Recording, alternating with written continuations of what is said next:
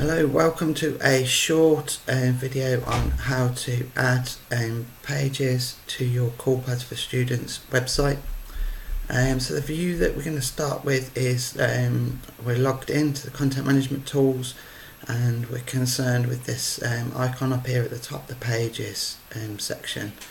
So I'm just going to click on manage so you can see the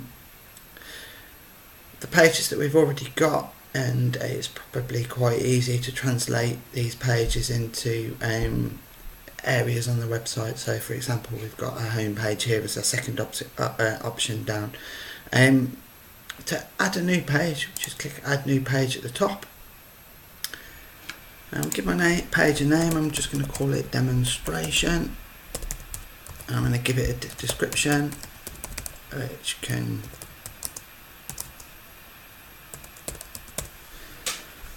we've got the option to choose your page type, and you'll only be able to choose content really. So just choose a content page from the drop down menu. They're the only pages that you can add with ease, and the only pages that really you should be concerned about.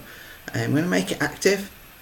And the next thing I'm going to do is I'm going to add some SEO and some link options. So the first thing to do is to actually give it a destination.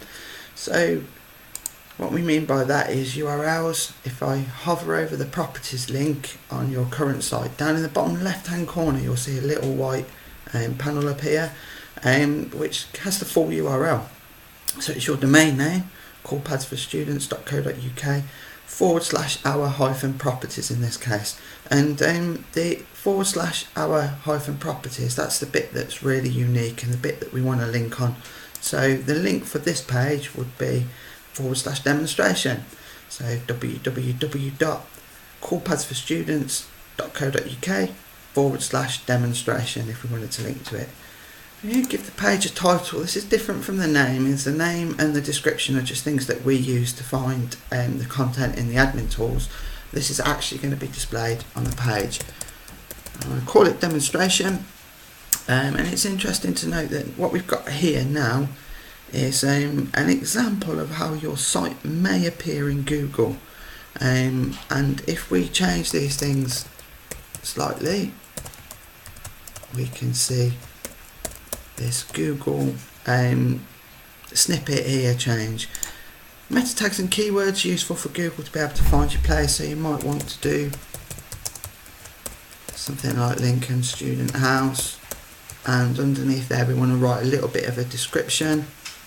And again you can see that this changes the Google snippet. Okay. If you hover over the little question mark icons next to each field, it will give you an idea of what you should write in there. And so in this case, no longer than a couple of sentences or a short paragraph is ideal for the SEO description. The next tab that we've got, the Open Graph tab. This is really for advanced users, so I suggest we just skip over this and we leave it as the default. It basically mirrors the SEO functionality but for Facebook and Twitter posts. And then we come to the content bit. We've got a little WYSIWYG editor here, so what you see is what you get. That's what WYSIWYG stands for. It's important to note that we already apply corporate styles to your website, so the best thing to do in here is to keep your text as plain as possible and just use things like bold and underline sparingly, because we will do the rest. So what I'm going to do is I'm just going to add some Latin in, which is a bit of a designer developer trick, just to show how content may look on a page. So fortunately we've got a handy website that generates Latin for us, so I'll just copy a couple of paragraphs from there and I'll paste it in there. Now I'm going to follow on from the billboard demonstration that we've done earlier, and we're going to attach a billboard to this page. So click the billboards and I've got two billboards there, home and demonstration. Create our billboard separately to give us more flexibility within the website. So a billboard can be used on multiple pages. A page doesn't need to have a billboard, it allows us to do more things. I'm going to attach this billboard, demonstration billboard, Signposts I'm going to leave, and we'll do that separately, and the same with snippets, and we'll leave those. You don't really need to use those for your build. And I'm just going to hit submit. I'll wait a few seconds for the admin tools to generate that page for us in the background. Now what you might expect now is when you go to the front of the website, what you might expect to see is our